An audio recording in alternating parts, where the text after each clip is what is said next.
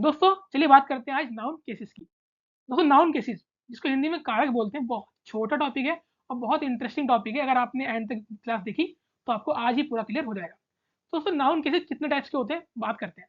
सबसे पहला होता है हमारा सब्जेक्टिव केस, जिसको हम नॉमिनेटिव केस भी बोलते हैं। दूसरे नंबर पे होता है हमारा ऑब्जेक्टिव केस, जिसको हम एक्यूजेटिव केस भी बोलते हैं। तीसरा हमारा होता है vocative case.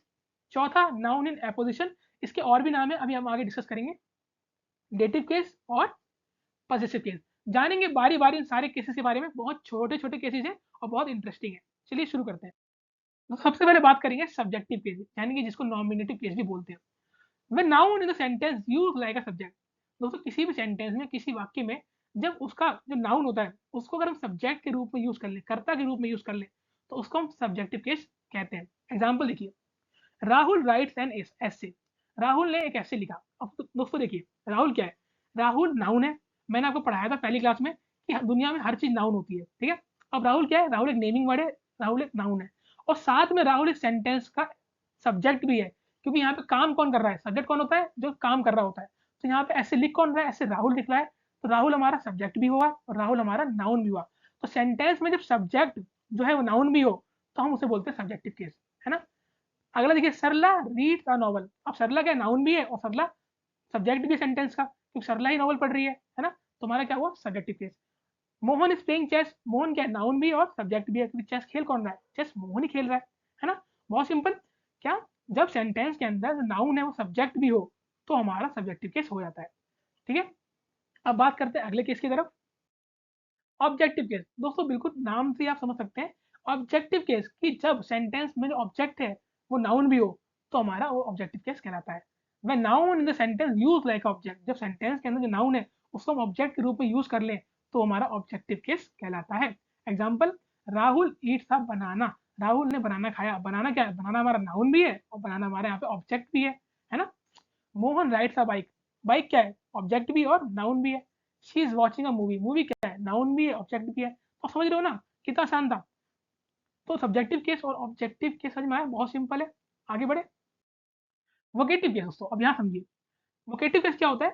Vocative case is used to directly address someone और कॉल समवन बाय नेम और टाइटल। जब हम किसी को डायरेक्ट बुलाएं, डायरेक्ट पुकारें उसके नाम से या फिर उसके टाइटल से, उसके पद से, तो उसे हम वोकेटिव केस कहते हैं। एग्जाम्पल देखिए, रिया please close the door.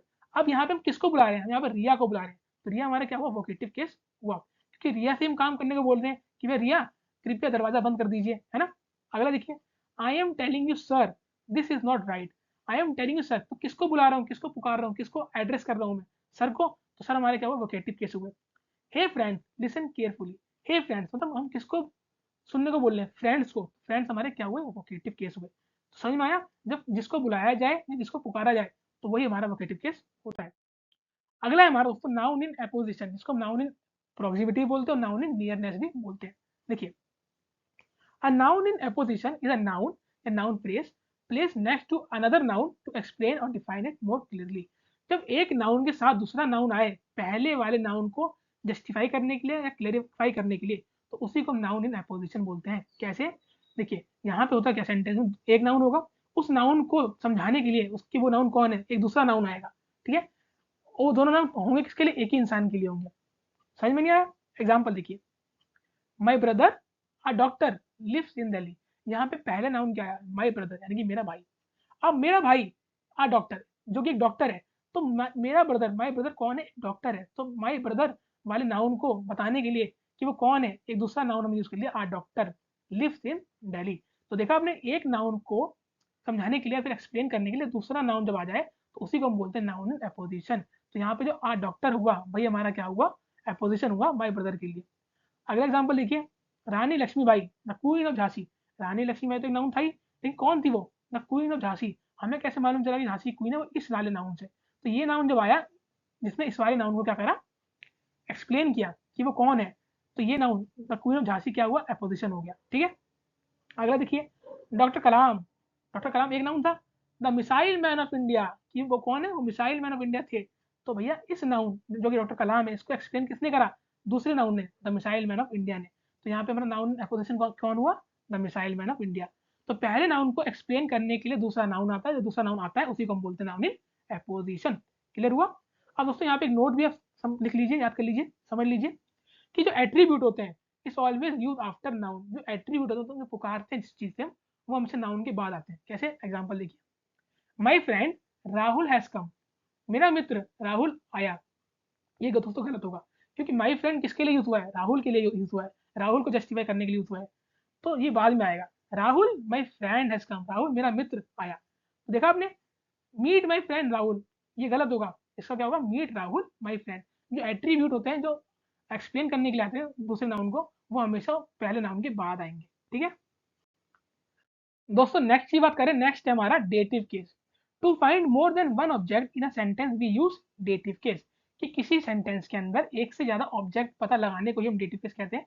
There are two types of object in any sentence, one is direct and another is indirect. किसी किसी सेंटेंस में दोस्तों दो ऑब्जेक्ट पाए जाते हैं, एक डायरेक्ट और एक इनडायरेक्ट। क्या होता है वो समझते हैं। देखिए, the dative case show the indirect object of a verb. लेकिन जो डेटिव केस होता है वो शो करता है किसी भी सेंटेंस का indirect object, the person to whom और for whom something is given और डन। कि जिस व्यक्ति के लिए कुछ किया गया है या जिसको कुछ दिया गया है, उसी को हम बोलते हैं इनडायरेक्ट ऑब्जेक्ट, उसी को शो करता है आपका डेटिव केस। एग्जांपल देखिए, आपको अच्छे से क्लियर हो जाएगा। She gave me a gift, उसने मुझे गिफ्ट दिया। ठीक है, अब देखिए, she gave me a gift, उसने गिफ्ट दिया किसको? उसने गिफ्ट मुझे दिया। और हमने अभी पढ़ा था कि इनडायरेक्ट ऑब्जेक्ट क्या होता है? कि जिस व्यक्ति के लिए कुछ किया जाए या जिसको जो कुछ दिया जाए, वही हमारा इनडायरेक्ट ऑब्जेक्ट होता है। तो यहाँ पे गिफ्ट दिया किसको गया? गिफ्ट मुझे दिया गया है ना, तो मी हमारा डेटिव केस हुआ और इनडायरेक्ट ऑब्जेक्ट हुआ, क्योंकि रिसीव किसको को हुआ है? गिफ्ट मी को हुआ है। ठीक है, I wrote him a letter, मैंने उसको एक लेटर लिखा या एक पत्र लिखा। तो मैंने किसको पत्र लिखा? हिम को लिखा ना। हिम हमारा क्या हुआ? हिम हमारा इनडायरेक्ट ऑब्जेक्ट हुआ या फिर डेटिव केस हुआ। They send the teacher message, उन्होंने मैसेज भेजा। किसको भेजा? टीचर को भेजा। तो टीचर हमारा क्या हुआ दोस्तों? डेटिव केस हुआ, यानी कि इनडायरेक्ट ऑब्जेक्ट हुआ। क्लियर हुआ आपको कि सेंटेंस में जिस व्यक्ति के लिए जो काम किया जाए या जिसको जो कुछ दिया जाए, तो वही हमारा इनडायरेक्ट ऑब्जेक्ट होता है, उसी को हम डेटिव केस कहते हैं। अच्छा, अगर मैं आपसे पूछूं कि ये she gave me a gift के अंदर डायरेक्ट ऑब्जेक्ट क्या हुआ, तो उसको डायरेक्ट ऑब्जेक्ट तो आपको मालूम चली गया, she gave me a gift, gift gift हमारा क्या हुआ? डायरेक्ट ऑब्जेक्ट हुआ। I wrote him a letter में क्या हुआ? हमारा डायरेक्ट ऑब्जेक्ट लेटर। तो डायरेक्ट ऑब्जेक्ट पता ही आपको, आप शुरू से पढ़ते हुए आ रहे हैं, एंड में आता है ना, तो उसे ढूंढने की दिक्कत नहीं है, लेकिन इनडायरेक्ट आपको पता होना चाहिए। ठीक है दोस्तों, बात करते हैं अपने अगले केस की, जो कि है पॉजिटिव केस, और जिसको हम जेनेटिव केस भी बोलते हैं। मोस्टली जगह आप जेनेटिव केस लिखा देखेंगे, इसलिए मैंने आपको दोनों नाम बता दिए। अब होता क्या, देखते हैं। The positive case show ownership, relationship और belonging of one noun to another. जब एक नाउन पे दूसरा नाउन अपना अधिकार बताए, अपना अधिकार दर्शाए, अपना रिश्ता बताए, या उससे उसका क्या नाता है वो बताए, तो उसी को हम बोलते हैं पॉजिटिव केस। इन सेंटेंस में पॉजिटिव केस पता करने के लिए आपको एक सवाल का जवाब ढूंढना है, जो कि है हुज। जैसे मैंने आपको बोल दिया, हुज का मतलब क्या होता है? किसका। मैंने आपको सेंटेंस दिया कि मोहन्स कार, मोहन्स कार मतलब मोहन की गाड़ी। अब मैं आपसे बोलूँ हुज कार, किसकी गाड़ी, तो आंसर क्या निकल के आएगा? कि मोहन की गाड़ी, मोहन। तो मोहन यहाँ पे अपना अधिकार शो करता है किसके साथ? गाड़ी के साथ। और दोस्तों, इन सेंटेंस में आपको हमेशा नाउन के साथ एफ एस टॉफे का यूज करना है। कैसे करना है वो जान लेते हैं।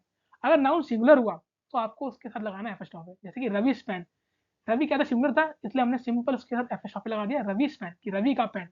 रवि अपना अधिकार शो कर रहा है किसके ऊपर? पेन के ऊपर। The cat's tail, cat singular थी, इसलिए हमने सिंपल एफ स्टॉप लगाया, कैट टेल मतलब बिल्ली की पूंछ। अच्छा, अगर नाउन प्लूरल हुआ, तो प्लूरल नाउन हमेशा किससे खत्म होते हैं? एस से। प्लूरल नाउन के पीछे हमेशा एस लगा होता है ना मोस्टली। तो इसमें अब आपको एफ स्टॉप एस नहीं लिखना, सिर्फ एफ स्टॉप का साइन लगाना है, क्योंकि एस तो ऑलरेडी है इसके पीछे, तो सिंपल आपको उसके पीछे एफ स्टॉप लगाना है। Example, the boys. अब बॉयज क्या था? बॉयज हमारा प्लूरल था। द बॉयज हॉस्टल, की बॉयज का हॉस्टल, लड़कों का हॉस्टल। तो यहाँ पे हमने सिंपल एफ स्टॉप लगाया, क्यों? क्योंकि बॉयज हमारा प्लूरल था, इसलिए हमने सिंपल यहाँ पे एफ स्टॉप का यूज किया। यहाँ पे आपको एफ स्टॉप के पीछे एस नहीं लगाना, गलती मत कर देना। अगर प्लूरल नाउन है तो सिंपल एफ स्टॉप का साइन लगाना है और आगे बढ़ जाना है। द टीचर्स रूम, अध्यापकों का कमरा, है ना। Plural noun not ending in S. अब कुछ प्लूरल नाउन होते हैं जो जिनके आखिरी में एस नहीं होता, वहां आप क्या करेंगे? वहां आप एफ स्टॉप एस पूरा लगाएंगे। ठीक है, जैसे कि चिल्ड्रन। अब चिल्ड्रन दोस्तों क्या होता है? बहुत लोगों को लगता है कि चिल्ड्रन सिंगुलर है और इसका प्लूरल चिल्ड्रंस होता है, लेकिन दोस्तों यह गलत है। चिल्ड्रन प्लूरल के लिए यूज होता है। ठीक है दोस्तों, देखिए चिल्ड्रन, अब चिल्ड्रन अपने आप में प्लूरल था, तो इसलिए हमने इसके पीछे पूरा एफ स्टॉप एस लगाया। Children book, women's right. समझ में आया आपको? क्या क्या बताया मैंने आपको कि अगर सिंगुलर नाउन होगा तो आप पूरा एफ स्टॉप एस लगाएंगे, प्लूरल नाउन होगा जो एस से खत्म हो रहा है, आप सिंपल एफ स्टॉप का साइन लगा देंगे। लेकिन अगर प्लूरल नाउन है जो जिसके पीछे आपका एस नहीं है तो आप पूरा एफ एस लगाएंगे, ठीक है। अब दोस्तों देखिए, दो तरह की चीजें होती हैं, एक होती है लिविंग थिंग और एक होती है नॉन लिविंग थिंग। अब लिविंग थिंग के साथ दोस्तों क्या होता है, एफ एस का यूज हम करते हैं। हमने वही पढ़ा, रवि है ना, द बॉयज, तो जितनी भी लिविंग थिंग होंगी उनके साथ आप एफ एस लगाएंगे, जैसे कि रहीम सीट की रहीम की सीट, गणेश की bike. We can also write them as seat of Rahim. हम इसको देखो, रहीम सीट है, हम इसको एक और तरीके से लिख सकते हैं कि seat of Rahim, meaning same रहेगा ना। गणेश बाइक मतलब bike of Ganesh, Mukesh house, house of Mukesh, तो आप इसको ऐसे भी लिख सकते हो। लेकिन दोस्तों याद रखना कि नॉन लिविंग थिंग के साथ एस का यूज नहीं किया जाता, का यूज नहीं किया जाता। जैसे अगर आपने लिख दिया टेबल्स लैग, तो दोस्तों ये गलत होगा, आपको लिखना चाहिए legs of table, sorry leg of table, ठीक है। तो का एस हमारा नॉन लिविंग थिंग के साथ नहीं होता, ये बात आप याद रखना। अच्छा, आगे बात करें पार्ट बी के इसके। दोस्तों देखिए, अब पजेसिव केस पढ़ रहे हैं तो आपको पजेसिव प्रोनाउन पता होना चाहिए, है ना। आपको पता होना चाहिए कि कौन कौन से पजेसिव प्रोनाउन होते हैं, ठीक है। बाकी जब हम प्रोनाउन चैप्टर पढ़ेंगे तो हम पढ़ेंगे अच्छे से पूरी टेबल, जैसे आई का माई होता है, यू का योर होता है, ही का हिज होता है, शी का हर होता है, इट का इट्स होता है, वी का आर होता है, दे का देर होता है, ठीक है। Example, this is Ravi's bag, ये रवि का बैग है। तो यहाँ पे रवि अपना अधिकार जमा रहा है किसके साथ, बैग के साथ, कि भैया मेरा बैग है। तो आपको समझ में आया, यहाँ पे एफ लगाया हमने और आ गया। Children's toys are scattered everywhere, कि बच्चों के खिलौने हर जगह फैले पड़े। तो यहाँ बच्चों के खिलौने हमें कैसे मालूम चला खिलौने बच्चों के हैं, क्योंकि यहाँ पे चिल्ड्रंस, यहाँ पे एफ लग गया, तो मालूम चलेगा यहाँ पे बच्चों के खिलौने, बच्चे अपना अधिकार खिलौनों पर दिखा रहे हैं, ठीक है। This is my house, sorry that is my house, वह मेरा घर है। तो यहाँ पे देखा माई, माई क्या है, माई हमारा पॉजेसिव प्रोनाउन है कि ये मेरा घर है, तो माई शो कर रहा है कि मेरा घर है। दिस इज माई हाउस, ये मेरा घर है। देयर कार इज न्यू, उनकी गाड़ी नई नई है। तो देख रहे हैं यहाँ पे अगर आपने पॉजेसिव प्रोनाउन यूज कर दिया तो आपको एफ स्टॉपी लगाने की नीड नहीं है, बिना एफ स्टॉपी के भी आप पोजेशन दिखा सकते हो, ठीक है। अब दोस्तों देखिए, कुछ इसके एक्सेप्शन भी होते हैं, जो हमारा पॉजेसिव केस है इसके कुछ एक्सेप्शन भी होते हैं, वो जान लेते हैं। अगर आप ये नहीं जाने तो आप बहुत बड़ी गलती कर दोगे आगे जाके, और बहुत लोग गलती करते भी हैं, या उन्हें एक्सेप्शन पता नहीं होते, वो खाली स्टार्टिंग में पढ़ते हैं, उस बेसिस पे काम करते हैं। लेकिन इसके कुछ एक्सेप्शन भी है, देखिए। Time, F S of S can be use with time, F S of S का यूज टाइम के साथ हो सकता है। Example, one days leave, new years occasion, है ना। प्लेस, प्लेस के साथ भी एफ एस ऑफ का यूज हो सकता है, जैसे Mumbai traffic, Manali climate. Idiomatic expression, idiom, आपने इडियम पढ़े होंगे, मुहावरे, मुहावरों के साथ भी एपिस्ट्रॉफी का यूज हो सकता है। एट स्टोन थ्रो, अब बहुत लोग खाली ये देख लेंगे एट स्टोन थ्रो, वो कहेंगे अरे स्टोन तो नॉन लिविंग थिंग होता है, भैया ने बताया था स्टोन नॉन लिविंग थिंग है, और नॉन लिविंग थिंग के साथ हम एपिस्ट्रॉफी का यूज करते नहीं, हमने पजेसिव कैसे पढ़ा था, बस यही गलती कर जाएंगे वो। भैया ये एक्सेप्शन है, ये अनुवाद है, ये आपको पता करना चाहिए, पता होना चाहिए कि जितने भी ईडियम होते हैं हमारे ईडियम फ्रेजेस, उनके साथ आपका एपिस्ट्रॉफी का यूज होता है। सेलेस्टियल बॉडीज क्या होती है हमारी, जितनी भी हमारी अंतरिक्ष में भारी वस्तुएं घूम रही है, धरती है हमारी, सूरज है, चंद्रमा है, जितने भी हमारे ग्रह मंडल है, ये सेलेस्टियल बॉडीज हैं, उन सबके साथ एफ का यूज होता है। इसकी मून्स प्रेजेंस, है ना। Plural, if the ending letter of plural is S, so during using F with it we only use F पढ़ चुके हैं पहले, है ना, इसका अनुवाद भी हम पढ़ चुके हैं पहले। F is not use with positive pronoun. अच्छा, मैंने बताया था ना कि अगर आप पॉजिटिव प्रोनाउन यूज कर रहे हो तो आपको एफ की नीड नहीं पड़ती। तो हमारे जितने भी पॉजिटिव प्रोनाउन होते हैं उनके साथ एफ मत लगा देना, जैसे हिज है, हर है, माइन है, इनके साथ मत लगाना, ठीक है। Do not use double F, और बहुत लोग गलती करते हैं कि वो डबल एफ लगा देते हैं। आपको डबल एफ बिल्कुल भी यूज नहीं करना। एग्जाम्पल, जैसे किसने लिखा my wife secretary's mother, my wife's एक तो यहाँ लगा दिया, सेक्रेटरीज एक यहाँ लगा दिया, मदर हैज एक्सपायर्ड, कि मेरी वाइफ की सेक्रेटरी की मदर एक्सपायर हो चुकी है। दोस्तों ये सेंटेंस पूरा गलत होगा, क्योंकि यहाँ पे आपने डबल एफ का यूज कर लिया। इसकी जगह आपको क्या यूज करना था, the mother of my wife secretary, कि जो मेरी वाइफ की सेक्रेटरी की मदर है वो एक्सपायर हो चुकी है, ठीक है। समझ में आया आपको। F can use with anybody, nobody, everybody, somebody, anyone, known, someone, everyone. तो इन वाले शब्दों के साथ एफ का यूज हो सकता है, ठीक है। Example, everybody's business is nobody's business.